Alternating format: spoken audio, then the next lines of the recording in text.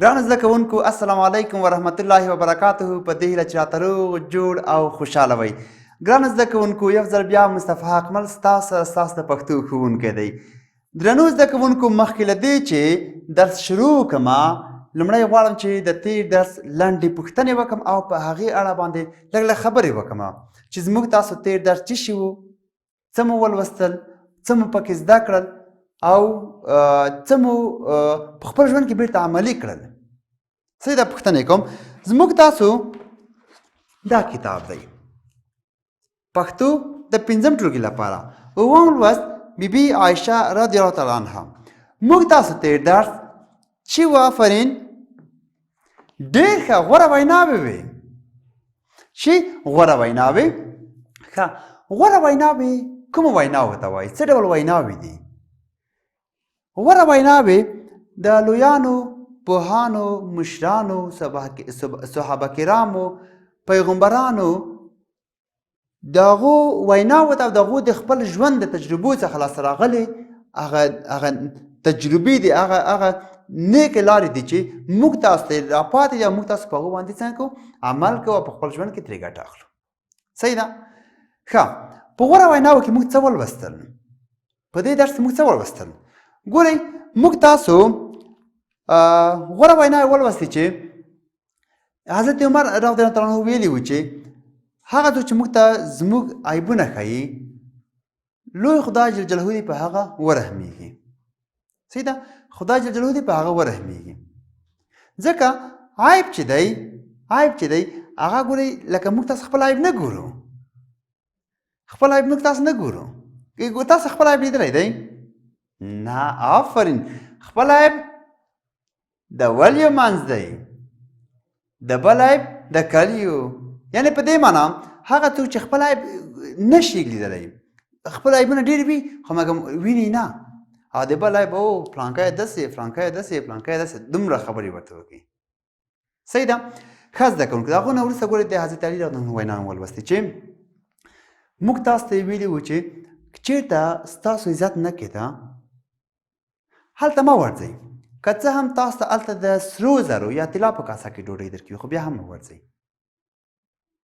که نه همدغسې ډېرې خبرې نورې وې چې تاسو چاته چې ګورئ تاسو هغو ته د پیسو نسب له خاطره مه ګورئ، تاسو هغو ته د علم و ادب له خاطره ورته ګورئ. پوه شوئ؟ ښه، وروسته له هغې راځم ګورئ موږ تاسو د مور په اړه ډېرې خبرې وکړې. د مور پلار د عزت او درناوي په خاطر د هغو د احترام په خاطر مو ډېرې خبرې وکړې. ومو کړې؟ آفرین، ډېر ښه. ښه زده کوونکو، زموږ تاسو درس چې دی نن بیبي عایشه رضی الله تعالی عنها دی. ښه، اوس موږ تاسو وایو بیبي عایشه رضی الله تعالی عنها څوک وه؟ ولې موږ په کتاب کې راوړې ده؟ ولې دومره خبرې ورباندې کوو؟ په دې اړه باندې به لږ بحث وکړو. سمه ده؟ ګورئ، حضرت پیغمبر صلی الله علیه وسلم 25 کلن و چې له حضرت خدیجه کبرا رضی الله تعالی عنها سره واده وکړ. صحیح ده؟ او په ښځو کې لومړنۍ مېرمن چې په حضرت پیغمبر صلی الله علیه وسلم باندې ایمان راوړی هغه هم حضرت بیبي خدیجه رضی الله تعالی عنها ده. صحیح ده؟ وروسته له هغې څخه تاسو پوښتنه وکړئ ښه په لویانو کې چا ماشومانو کې چا راوړو ایمان ورباندې؟ اول ګورئ په لویانو کې اول ایمان چې راوړو هغه حضرت ابوبکر صدیق رضی الله تعالی عنه دی، او په ماشومانو کې حضرت علي رضی الله تعالی عنه، او په غلامانو کې بیا څوک دي؟ آفرین، زید بن ثابت رضی الله تعالی عنه دی. ګورئ لکه دوی هغه اولي کسان دي چې دوی پر حضرت پیغمبر صلی الله علیه وسلم باندې ایمان راوړی دی. صحیح ده؟ د هغو هغه پیغمبري یې د زړه د اخلاصه منلې ده. د هغو هغه کړنې چې وې هغه یې له اخلاصه منلې، له زړه یې منلې. په هغو وخت کې به چې خلکو هېڅ باور نه ورباندې کوو، دوی لومړني کسان وو چې باور یې ورباندې وکړو. ګورئ هغه یې په اخلاص ومنله. د حضرت پیغمبر صلی الله علیه وسلم څلور یاران چې خلفای راشدین هم ورته وایي،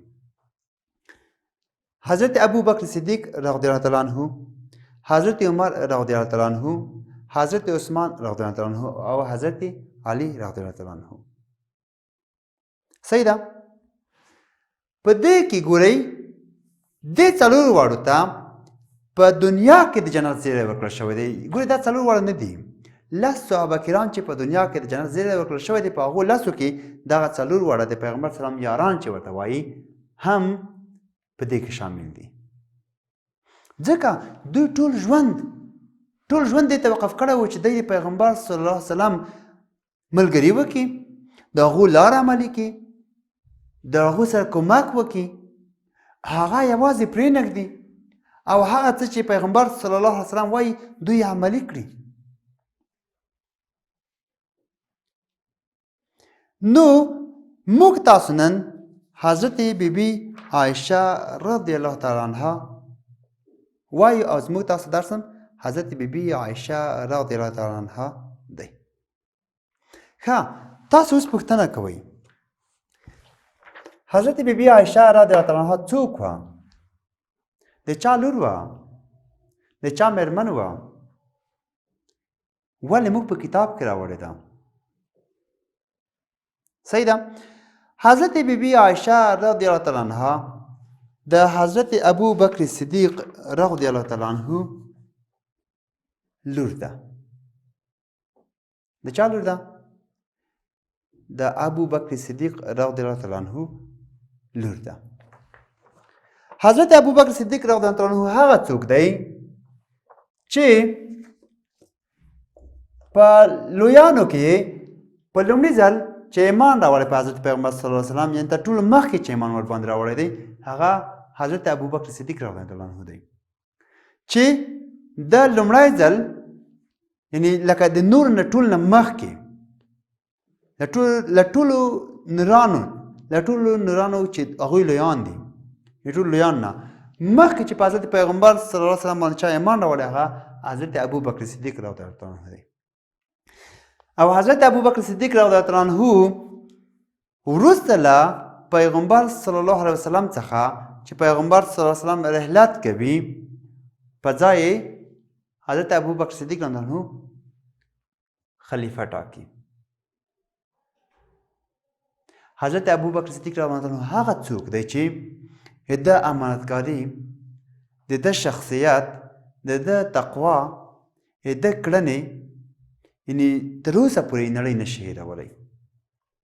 له هغې څخه وروسته حضرت عمر رضی الله عنه ګوره کېږي، وروسته عثمان همدغسې وروسته. صحیح ده. ښه، بیبي عایشه رضی الله تعالی عنها د حضرت محمد صلی الله علیه وسلم چې زموږ تاسو خوږ پیغمبر دی، زموږ تاسو هغه پیغمبر دی چې